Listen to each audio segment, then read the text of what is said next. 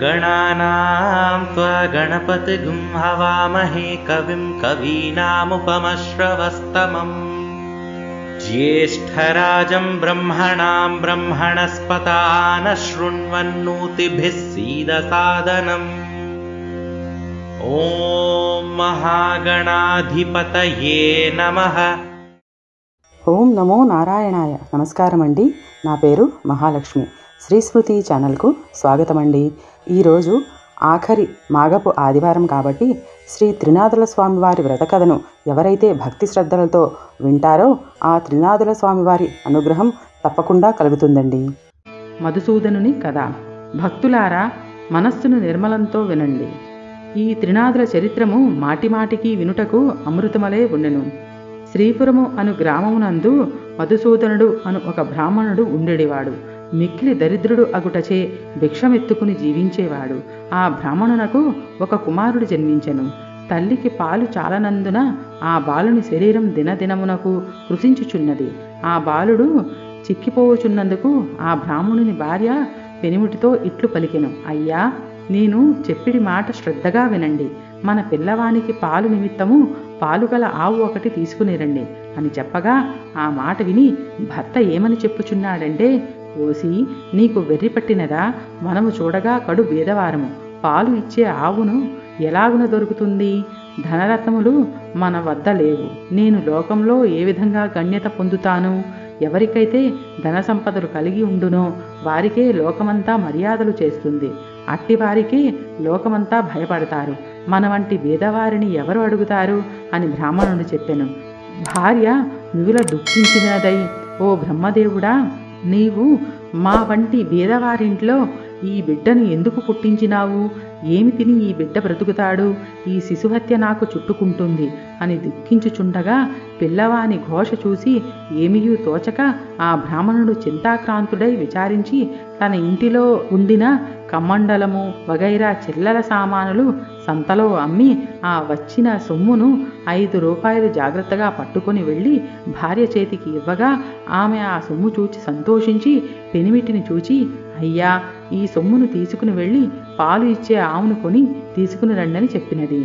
అట్లు భార్య చెప్పిన మాటల ప్రకారము బ్రాహ్మణుడు ఆ రూపాయలు పట్టుకొని గ్రామము తిరిగెను.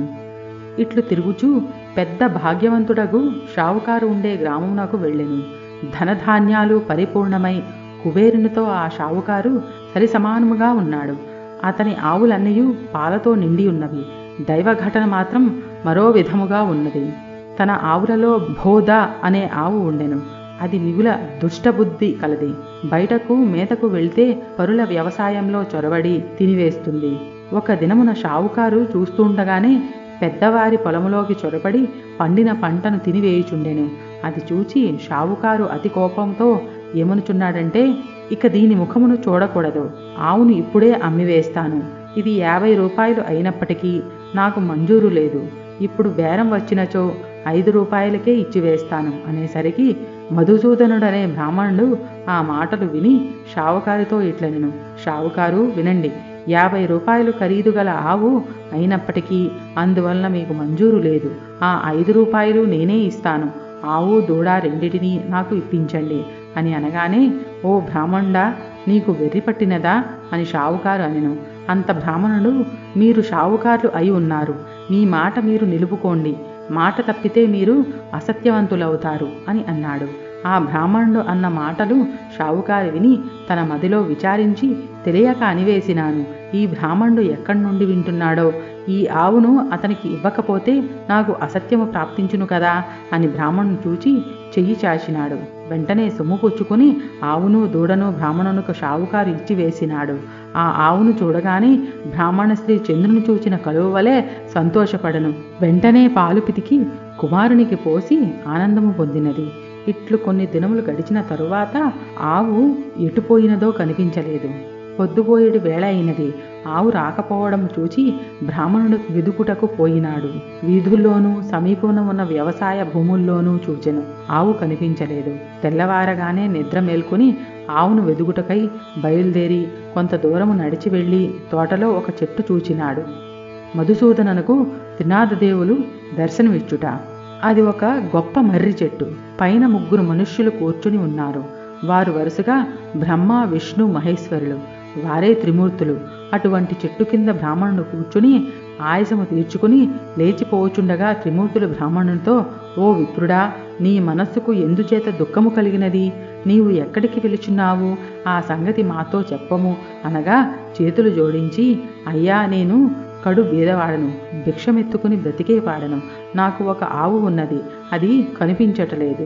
ఈ దినము శ్రీపురము సంత జరుగుచున్నది. ఆ సంతకు వెళ్ళి వెతికెదను. ఎవరైనా దొంగిలించి తీసుకుని పోయినట్లయితే ఆ సంతలోనే అమ్ముతారు కదా.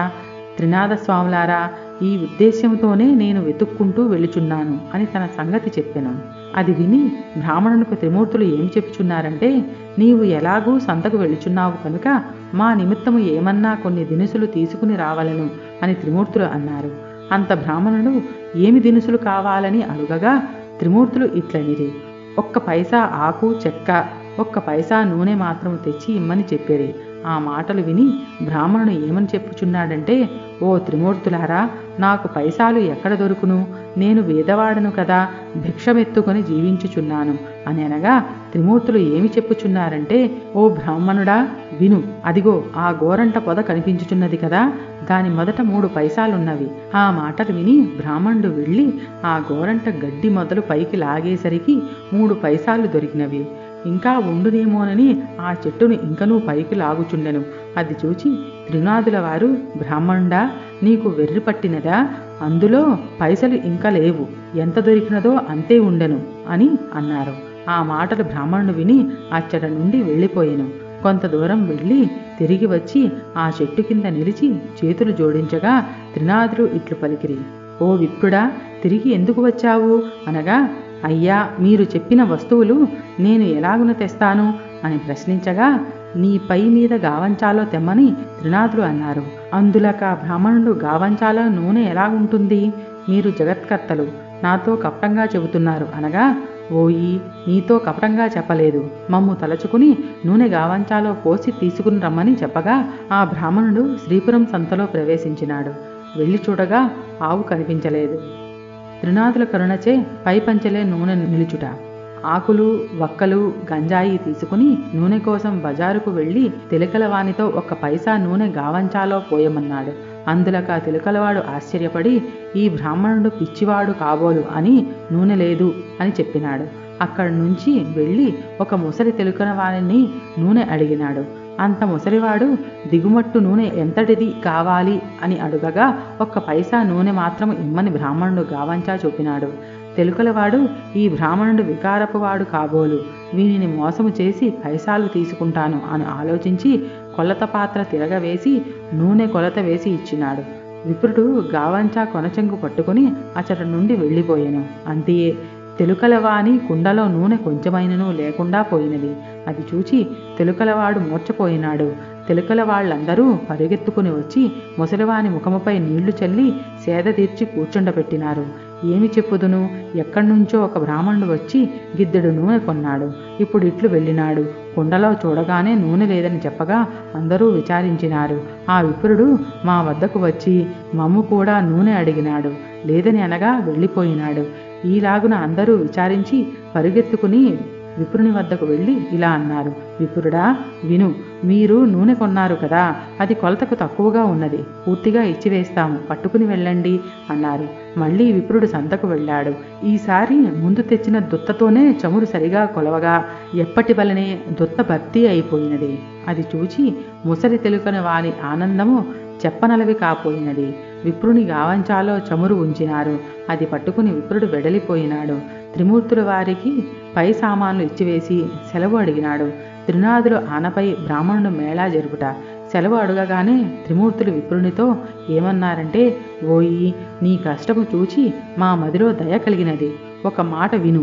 నీవు త్రినాథుల సేవ చేసేదవే నీ దరిద్రము పటాపంచలై అధిక సంపదలు కలుగునని త్రినాథులు అనగా, అది విని, స్వామి, ఏ వస్తువులతో మిమ్ములను పూజ చేయవలననగా త్రినాథులు ఇలాగు అన్నారు, ఓ ద్విజుడా, వినుము. మా పూజకు అధిక ద్రవ్యములు అక్కరలేదు, కొంచెముతోనే తృప్తి పొందుదుము. ఇప్పుడు నీవు తెచ్చిన 3 పైసాల సామాగ్రి చాలును. త్రిమూర్తులు పూజా ద్రవ్యములు ఇంతే, మాకు వీనితోనే మేళా చేయము. 3 మట్టి చిరుమల యందు గంజాయి నలిపి అందులో నిప్పుతో ధూపము వేయవలను. దీపప్రమిదలు 3 చేసి అందులో చమురు వేసి వత్తులు వేసి ఆకు చెక్కలు జాగ్రత్తగా చేసి ఉంచి రాత్రి తొలిజాములో నీ ఇంటిలోనికి నీ స్నేహితులను పిలిచి పూజా ద్రవ్యములు తెచ్చి అచ్చట ఉంచి సకల పదార్థములను స్వాములకు సమర్పించవలను. అలాగున చేసిన సకల పాపములు నివారించును. అది విని ద్విజుడు పూజ చేయుటకు ఉపక్రమించెను. చెట్టు మొదటనే పూజ ఆరంభించి గంజాయి ముందు తయారుపరిచినాడు. అప్పుడు త్రిమూర్తులు నీ గావంచా చెంగు చీరి వత్తులు చేయమనగా ద్విజుడు చెప్పుచున్నాడు, నేను వ్రేత బ్రాహ్మణుడను. భిక్షమెత్తుకుని దినము గడుపుకొని కుటుంబ పోషణ చేసుకొనిచున్నాను. అన్నవస్త్రములకు బహు కష్టపడుచున్నాను. దీపము ముట్టించుటకు అగ్ని లేదు. నా గావంచా వత్తులకు ప్రాప్తమైనది. నా ఆవు దొంగల పాలైనది. నా కుటుంబము ఉపవాసముతో ఎదురు చూస్తుంటారు. ఏ బుద్ధితో పూజ చేస్తాను అని యావగించుకుని ద్విజుడు కూర్చున్నాడు. అది చూచి త్రిమూర్తులు, ఓ ద్విజుడా, మదిలో చింతపడకు. నీ ఆవు పెయ్య దొరుకుతాయి. నీవు నీ కుటుంబము సౌఖ్యముగా ఉంటారు. వస్త్రములు కూడా దొరుకునని చెప్పినారు. అంతట బ్రాహ్మణుడు చేతులు జోడించి, స్వాములారా, అటువంటి భాగ్యము నాకెప్పుడు కలుగుతుందో అప్పుడు 5 మేళాలు స్వామివారికి ఇస్తాను. ఈ మాట సత్యము అని చెప్పినాడు. దీపం వెలిగించుటకు అగ్గి లేదే, నేను ఏమి చేయగలను అనగా త్రిమూర్తులు చెప్పుచున్నారు, ఓ బ్రాహ్మణుడా, నీ 2 నేత్రములు మూసుకో. వెంటనే బ్రాహ్మణుడు నేత్రములు మూసుకోగా అకస్మాత్తుగా దీపం వెలిగినది. అది చూచి బ్రాహ్మణుడు ఆనందించి స్వామికి మేళా సమర్పించినాడు. మేళా ఇచ్చివేసి ఆనందంతో బ్రాహ్మణుడు చేతులు జోడించి సాష్టాంగ దండము అనరించినాడు. త్రినాథులు బ్రాహ్మణుని అనుగ్రహించుట. త్రిమూర్తుల వద్ద సెలవు పొంది కొంచెము దూరము నడిచి వెళ్ళుచుండగా త్రోవలో ఆవును దూడను చూసి సంతోషించి త్రినాథుల వారు నా యందు దయ ఉంచి ఆవును పెయ్యను తెచ్చి ఇచ్చినారు. వారి పూజ బాగుగా చేసినాను అని భావించుకొని ఆవును దూడను తోలుకొని పోయి ఇంటికి చేరినాడు. చూడగా తన ఇంటిలో సిరి సంపదలు పరిపూర్ణముగా ఉన్నవి. అది చూసి అధికముగా సంతోషము పొంది కడు శ్రద్ధతో పూజ సమర్పించినాడు. చేయవలసిన కార్యక్రమం అందరికీ విసితముగా తెలియపరిచినాడు. తన స్నేహితులను రప్పించి వెనుకటి వలనే మేళా సమర్పించినాడు. మేళా చేయు పద్ధతిని అందరికీ చెప్పగా అంతా ఒప్పుకున్నారు. ఆ రాజ్యములో ఉన్న ప్రజలందరూ త్రినాథ పూజ చేసినారు. అందరి ఇండ్ల యందు సుఖ సంతోషములు నిండెను. దానివల్ల సావుకారులు అందరూ వ్యాపారులు మూసివేసినారు. అందరూ ఆ దేశపు రాజు వద్దకు వెళ్ళి ఫిర్యాదు చేసినారు. రాజు త్రినాథులను తొలనాడి మేళాను నిషేధించుట. వారిని చూచి రాజు, మీరందరూ ఎందుకు వచ్చినారు అని అడుగగా, అయ్యా, మా ఫిర్యాదు మీరు వినవలయును. మధుసూదనుడు అను పేద బ్రాహ్మణుడు ఒకడు భిక్షమెత్తుకుని జీవించేవాడు. శ్రీపురములో సంతకు వెళ్ళి వచ్చి త్రినాథ మేళాను ఆచరించినాడు. త్రినాథులు ఏ దేవతలో వారిని ఆ బ్రాహ్మణుడు పూజించగానే సకల సంపదలు అతనికి కలిగినవి. ఊరిలో ఉన్న రైతులు 50 మంది త్రినాథ మేళా చేసినారు. గుడ్డివారు కుంటివారు అందరూ కూడా ఈ మేళాను చేసినారు. అందరూ మోక్షము పొందినారు. ధనధాన్యాలు కలిగి కుబేరునితో సమానమైపోయినారు. మా వ్యాపారములు పోయినవి. మా క్రయ విక్రయములు ఎలాగున జరుగుతాయి అని చెప్పగా రాజు ఆ మాటలు విని చాలా కోపము తెచ్చుకుని సకల జనులను పిలిపించి కోపముతో ఇట్లు అన్నాడు, త్రినాథులు అనే దేవతలు ఏమి దేవతలు? వారిని మీరు ఎందుకు పూజించుచున్నారు? నేను చెప్పుచున్నాను వినండి. ఆ పూజ మీరు చేయకూడదు. అట్లు పూజ ఎవరు చేస్తారో వారు 500 రూపాయలు జరిమానా ఇచ్చి 6 మాసముల ఖైదులో ఉండవలసింది. అట్లా కాని ఎడల శూలం వేయబడునని రాజుగారు ప్రజలందరికీ తాకీదు ఇచ్చి పంపినారు. త్రినాథులు రాజుపై కోపించుట యువరాజు మరణము. ఈ సంగతి త్రినాథుల వారికి తెలిసి ఆ రాజునకు దండన విధించినారు. దాని ఫలితముగా రాజకుమారుడు చనిపోయినాడు. నగరంలో ఏడ్పు ఘోష వినిపించుచున్నది. ప్రజలందరూ రాజు వద్దకు పరుగెత్తినారు. రాజు దైవకృప తప్పడం వలన తన కుమారుడు చనిపోయినాడని అనుకుంటున్నారు. కుమారుని ముఖం చూస్తూ రాజు ఏడ్చుచున్నాడు. తల్లి, బంధువులు మొదలగు వారంతా దుఃఖించుచున్నారు. దహనమునకై స్వర్ణభద్రా నదీ తీరమునందు ఆ శవమును ఉంచినారు. త్రినాథుల దయతో యువరాజు బ్రతుకుతాడు. త్రినాథులకు దయ కలిగినది. రాజకుమారుని బ్రతికించి వేతుమా, మనకు పేరు ప్రఖ్యాతులు కలుగును అని బాగుగా ఆలోచించి బ్రాహ్మణ రూపంలో ఆ శ్మశానమునకు వచ్చినారు. రాజును వారి సమూహమును చూసి, మీరందరూ ఈ నదీ తీరమునకు ఎందులకు వచ్చినారు? ఏల విచారముగా కూర్చున్నారు? ఈ పిల్లవాడు ఎందుకు పండుకొని ఉన్నాడు? ఇతని శరీరంలో చల్లదనము కలదే అని అడగగా అంతా త్రిమూర్తులతో ఇలా అన్నారు: మీతో ఏమి చెప్పగలం? రాజకుమారుడు చనిపోయినాడు. ఆ రాజు ఏమి దోషము చేసినో కానీ ఈతడు చనిపోయినాడు అనగా, ఈ కుర్రవాడు చనిపోలేదు. త్రినాదుల వారికి రాజు అపరాధము చేసినందున ఈ చావు కలిగినది. ఇప్పుడు మీరందరూ త్రినాదులను భజించితే ఈ బాలుడు లేచి కూర్చుంటాడు. మా మేళా చేయుటకు రాజు ఒప్పుకున్నట్లయితే ఈ రాజకుమారుడు బ్రతకగలడని చెప్పి త్రినాదమూర్తులు అదృశ్యులైనారు. అందరూ వారి మాటలను విని త్రినాథస్వాముల పేరు ఆ రాజతనయుని చెవిలో చెప్పినారు. 7 మేళాలు చేయుటకు ఒప్పుకున్నారు. అలా ఒప్పుకోగానే రాజకుమారుడు లేచి కూర్చున్నాడు. అది చూచి అందరూ సంతోషమును పొందినారు. అప్పుడు త్రిమూర్తుల పేరు మాటిమాటికి స్మరించినారు. అందరి నోటి నుండి వెలువడిన పలుకులు సముద్ర గర్జన వలె వినిపించినది. వర్తకుడు త్రినాదుల మేళా చేయుటకు మొక్కుకొనుట. అటువంటి సమయమున ఒక వర్తకుడు ఆ ఊరి మీదుగా తన ఓడలలో విదేశములకు సరకులను తీసుకుని వెళ్ళుచుండెను.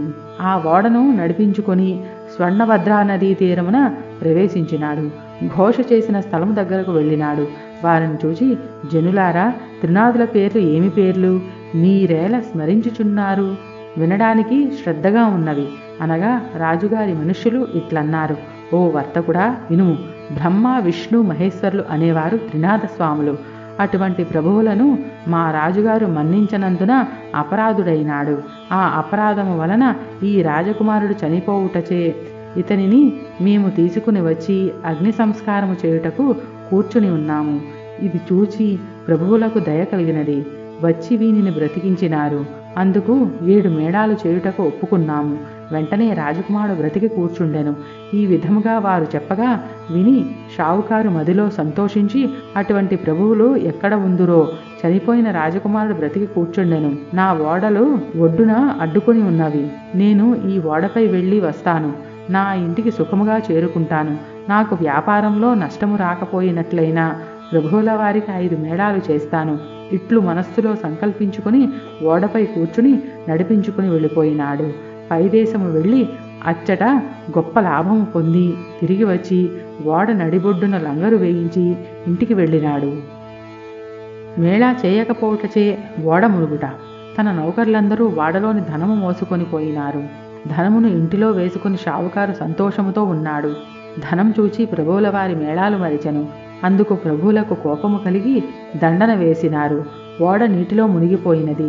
నౌకర్లు ఓడలో ఉన్న వారందరూ నీటిలో మునిగిపోయిరి. అది తెలిసిన అతను కూడా భూమిపై పడి గోల పెట్టినాడు. మరి కొంతసేపటికి తెలివి తెచ్చుకుని ఏడ్చుచుండగా ఆకాశంలో నుండి త్రినాదులు, నీవు మాకు మేళాను ఇచ్చినావు కావు, అందుచేతనే ఓడ మునిగినది. నీవు 5 మేళాలు సమర్పించినట్లయినా నీ ఓడ నీకు ప్రాప్తించును అని సెలవిచ్చినారు. అది విని షావుకారు మదిలో దుఃఖించి, ముందు నేను సంకల్పం చేసి ఉంటిని, ప్రభువుల మహిమను మరచితిని. ఇప్పుడే త్రినాదుల వారికి మేళా ఇస్తాను అని మదిలో నిశ్చయించుకుని మేళాకు కావలసిన సామాగ్రి తెప్పించి స్నేహితులను రప్పించి ప్రభువుల వారికి మేళా సమర్పించి ప్రార్థించినాడు. నీటిలో మునిగిపోయిన ఓడ వెంటనే పైకి తేలినది. అది చూచి పట్టలేని సంతోషము పొందెను. పరిచారికలు, నౌకర్లు ఓడలో గల మిగిలిన ధనము కొనిపోయినారు. ధనము మోయించి షావుకారు ఇంటిలో ప్రవేశించెను. గంజాయి, ఆకులు, చెక్కలు అన్నీ స్వామివారికి మేళా సమర్పించి సాష్టాంగ దండ ప్రణామంబులు చేసినారు. రాజ్యమంతా త్రినాథస్వామి మేళా గురించి ప్రకటనలు పంపించినారు. మేళాను చూచుటకు అంతా వస్తున్నారు. గుడ్డివానికి చూపు, కుంటివానికి కాళ్ళు వచ్చుట. ఇట్టి స్థితిలో గుడ్డివాడొకడు తోవను పోయే వారితో, అన్నా, మీరెవరు? మీ పేరేమిటి? మీరెక్కడకు వెళుచున్నారు అనెను. వారు మేళా చూచుటకు అనిరి. అది విని గుడ్డివాడు, నాకు కండ్లు కానరావు, మీరందరూ నేత్రములతో చూస్తారు, నేను దేనితో చూస్తాను అని అనగా, గుడ్డివాడా, త్రినాథస్వామిని భజింపుము, నీ కన్నులు బాగుగా కనపడును, ప్రభువుల వారి మహిమ చూడవచ్చును అని చెప్పి వారంతా మేళా వద్దకు ప్రవేశించినారు. గుడ్డివాడు ఆ త్రోవలో కూర్చుని స్వామివారి భజన చేయుచుండగా కొంచెం కన్నులు కనిపించినవి. అప్పుడు గుడ్డివాడు కొంత దూరం పోయినాడు. దారిలో ఒక సొట్టవాడు కూర్చుని ఉన్నాడు. వాణ్ణి చూచి, నీవు గుడ్డివాడువు, ఇంత కష్టంతో ఎక్కడికి వెళ్ళుచున్నావు అని అడిగినాడు. వృడివాడు చెప్పుచున్నాడు, అన్నా, నేను మేళాను చూచుటకు వెళుచున్నాను. ఆ మాటలు విని సొట్టవాడు, స్వామివారి దయ నా మీద లేదు. చేతులు కాళ్ళు సొట్ట, నేనెలాగున నడవగలను? నీకు కాళ్ళున్నవి, డెక్కుని వెళ్ళగలవు. అంత గుడ్డివాడు చెప్పుచున్నాడు, నీవు త్రినాథస్వామిని భజింపుము, నీ కాళ్ళు చేతులు బాగవుతవి. క్షణంలో ఇద్దరూ కలిసి వెడలిపోదాము. నేను కేవలం గుడ్డివాడిని మాత్రమే, కన్నులు కనిపించట్లేదు. త్రినాథస్వామి వారిని భజించినాను కనుక కొంచెం కనిపిస్తున్నది. అందుచే నీవు కూడా స్వామివారిని భజించినావంటే నీ బాధలు నివారణ చేస్తారు అని చెప్పగా సొట్టవాడు త్రినాథ త్రినాథ అని భజించినాడు. గుడ్డి అన్నా, నీకు కాళ్ళున్నవి, నడవగలవు. నేను ఎలాగున నడవగలను? నన్ను నీ భుజములపై కూర్చుని పెట్టుకుని నెమ్మదిగా నడిచి వెళ్ళు, నేను తోవ చూపుతుంటాను. నిశ్చింతగా ఇద్దరము మేళాకు చేరుకుందాము అని సొట్టవాడు చెప్పాడు. అతని మాటలు విని గుడ్డివాడు సొట్టవాణిని భుజములపై కూర్చోపెట్టుకుని మెల్లగా నడిచిపోతున్నాడు. నేస్తం, నా నేత్రాలు నిర్మలంగా కనిపించుచున్నవి అని అనగా సొట్టవాడు, అయ్యా, ఇప్పుడు నేను నడిచిపోగలను అని ఈ విధముగా వృడ్డివాడు సొట్టవాడు కలిసి త్రినాథస్వామి మేళా దగ్గరకు ప్రవేశించినారు. త్రినాథులు వైష్ణవ భక్తులను రక్షించుట, మూర్ఖపు గురువును శిక్షించుట. ఆ మేళా జరుగు స్థలమునకు నిత్యము ఒక వైష్ణవుడు వస్తూ ఉండేవాడు. అతడు త్రినాథ మేళా చెల్లకుండా ఇంటికి ఎప్పుడూ వెళ్ళిపోతూ ఉంటాడు. అతనిని ఈ ప్రొద్దు మన స్థానమందు కూర్చుండబెట్టవద్దు అని అనుకొని మేళా చేయు వారంతా వైష్ణవుడు రాగానే చూచి మేళా చెల్లించకుండా నీవు వెళ్ళుచున్నావు, కాబట్టి నిన్ను మేళా వద్దకు రాకుండా ఆపు చేయడమైనది అని చెప్పగా వైష్ణవుడు ఏమి అంటున్నాడనగా, నాయనలారా, అపరాధము క్షమించండి. ఇక నుండి మేళా కాకుండా వెళ్ళను. నేను నికరముగా చెప్పుచున్నాను, నా గురువు ఇక్కడకు వచ్చినా సరే విడిచి వెళ్ళను. దైవయోగమున ఆ క్షణమే గురువు వచ్చి వైష్ణవుని ఇంటిలోనికి వెళ్ళినాడు. నా శిష్యుడు ఎక్కడికి వెళ్ళినాడు? ఆ దినమో అగ్గిపించలేదే అని వైష్ణవుని గురించి అతని తల్లిని అడిగినాడు. అప్పుడు అతనితో ఇలాగున చెప్పినది, నా కుమారుడు మేళా వద్దకు వెళ్ళినాడు. గురువు మేళా ఎవరిదని అడిగినాడు. అందులో ఆ ముసలిది అది త్రినాథుని మేళా అని చెప్పినది. ఆ మాటలు విని గురువు అక్కడకు వెళ్ళి చూడగా అంత స్వామివారిని భక్తి శ్రద్ధలతో పూజ చేయుచున్నారు. అది చూచి గురువుకు కోపం వచ్చి, ఆ మాటలు విని గురువు అక్కడకు వెళ్ళి చూడగా అంతా స్వామివారిని భక్తి శ్రద్ధలతో పూజ చేయుచున్నారు. అది చూచి గురువుకు కోపం వచ్చి బాగా తిట్టి మేళా స్థలమును సామగ్రిని కాలితో తన్నివేశాడు. తరువాత వైష్ణవుని పట్టుకొని బరబరా లాక్కుపోయాడు. కొంత దూరం వెళ్ళేసరికి బోరున వర్షం కురియసాగినది. కటిక చీకటి కావడం వలన త్రోవ కనిపించడం లేదు. గురు శిష్యులు చెల్లాచెదురై అతి కష్టం మీద గురువుగారి ఇంటికి చేరుకున్నారు. గురువు ఇంటిలో చూడగా అతని తల్లి గడప వద్ద కూర్చుని ఏడ్చుచున్నది. గురువు ఆశ్చర్యపడి లోనికి పోయి చూడగా అతని భార్య కుమారుడు చనిపోయినారు. గురువు పశ్చాత్తాపపడి మేళా చేయుట, త్రినాథులు కరుణించుట వారిని చూచి గురువు మూర్ఛపోయినాడు. శిష్యుడు పట్టుకుని లేపి కూర్చుండబెట్టి ముఖముపై నీళ్లు చల్లి, అయ్యా, తమరు త్రినాథస్వామి వారికి అపరాధులు, త్రినాథ మేళాను పాడు చేసినారు. అందుకే మీకిది ప్రతిఫలము. మీరు నిష్ఠతో స్వామివారి మేళాను చేసిన ఎడల మీ భార్య కుమారులు బ్రతుకుతారు అని శిష్యుడనగా ఆ మాట విని గురువు 5 మేళాలు ఇచ్చుటకు ఒప్పుకొనగా వెంటనే భార్య కుమారులు లేచి కూర్చున్నారు. త్రినాథ మేళా పాడు చేసినందుకు తగిన శిక్ష దొరికింది. నేను మూర్ఖుడను, అధముడను, ప్రభువుల వారి మహిమ తెలుసుకొనలేకపోతుని అని ప్రభువుల వారిని క్షమాపణ వేడి మేళాకు కావలసిన పదార్థములు యావత్తు తెప్పించి అందరితో కలిసి మేళా సమర్పించినాడు. నూనె కాండము చెల్లినది. ప్రభువుల వారి పూజ కావచ్చినది. ఆకులు చెక్కలు గంజాయిని అందరూ పంచుకుని సేవించి సుఖమును అనుభవించినారు. ఫలశ్రుతి: ఈ చరిత్ర ఎవరు వింటారో వారికి కుష్ఠువ్యాధి, గుడ్డితనము కూడా పోయి తరిస్తారు. పుత్రులు లేని స్త్రీ నిర్మలముగా వింటే పుత్రులు పుడతారు. ఎవరైనా కుంటగా హాస్యము చేసిన ఎడల నడ్డితనము, గుడ్డితనము కలుగుతుంది. 3 త్రిమూర్తులను 3 స్థలముల నుంచి ముందు విష్ణువును పూజించవలను. చందనము, పువ్వులను తెచ్చి త్రిమూర్తులను వేరువేరుగా పూజించవలను. నైవేద్యము సమర్పించి గంజాయిలో అగ్ని వేయవలను. తాంబూలము 3 భాగములు చేసి ఉంచవలను. త్రిమూర్తుల వారి ఎడమ భాగమున వినాయకుడిని ఉంచవలను. 3 దీపములు వెలిగించి, ఓ త్రినాథ స్వాములారా దయచేయండి అని అనవలయును. అంతా సమర్పించి త్రినాథస్వాముల వారి పాదములపై పడవలెను. అందరూ నిర్మలమైన మనస్సుతో కూర్చుని కథ వినవలయును. ప్రసాదము అందరూ పంచుకుని సేవించవలను. ఈ విధముగా త్రినాథులను పూజించి తరించండి అని ఈ కథను సీతాదాసు చెప్పి ఉన్నారు.